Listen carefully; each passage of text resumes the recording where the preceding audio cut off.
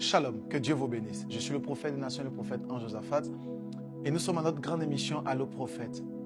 Je viens donner une pensée prophétique. Nous sommes en 2025 et plusieurs personnes se posent la question, qu'est-ce que Dieu nous réserve pour notre continent?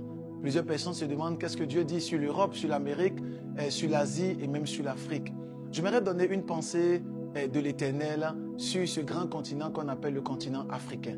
Dans une pensée prophétique, dans une vision, l'Esprit de Dieu m'a conduit sur ce continent et j'ai commencé à comprendre quelque chose. J'ai commencé à comprendre que ce continent est un continent que je dirais est le choix de Dieu. Ce continent est un continent dont un grand réveil spirituel, financier, développement doit se manifester fortement et puissamment. Et ce réveil-là commence maintenant. Voilà pourquoi j'aimerais dire à toute personne qui entend le son de ma voix que le réveil en Afrique, c'est maintenant. L'Esprit de Dieu m'a fait comprendre que l'Afrique doit se lever. L'Afrique doit se lever dans la prière, dans le développement. L'Afrique doit se lever.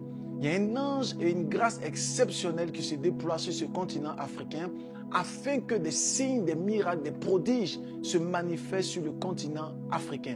Contrairement à ce que beaucoup de personnes pensent, le continent africain n'est pas un continent maudit. Contrairement à ce que beaucoup de personnes peuvent croire, le continent africain n'est pas un continent qui a été rejeté par Dieu. Le continent africain est un continent dont Dieu se réserve afin de déployer sa gloire et sa puissance. Voilà pourquoi j'aimerais dire à quelqu'un qui m'entend et qui me suit, cette année 2025 est le début de quelque chose d'extraordinaire sur le continent africain. J'ai vu dans le règne des esprits que plusieurs personnes qui sont allées étudier dans d'autres nations afin d'avoir un background, afin d'avoir un PhD et des diplômes sont revenus en Afrique afin de développer l'Afrique. Et c'est le projet parfait de Dieu pour l'Afrique. Je crois vraiment que l'Afrique est un continent où Dieu veut faire de grandes choses et Dieu veut époustoufler. J'aimerais donner cette pensée prophétique. J'ai eu une vision et j'ai vu des dirigeants qui ont besoin de donner leur vie à Christ. Et l'Esprit de Dieu m'a fait comprendre que ces dirigeants-là étaient en train de conduire le peuple africain et de pouvoir diriger avec une main de fer. Ils étaient en train de diriger avec des doctrines qui ne glorifient point le nom de Dieu, avec des lois qui commençaient à être votées, qui n'honoraient point le nom du Seigneur.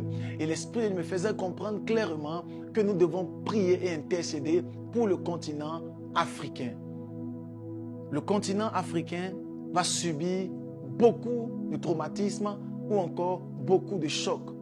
Pourquoi? Parce que simplement, les dirigeants sont en train de diriger avec des mains ou encore avec un bras extraordinaire, un bras de fer.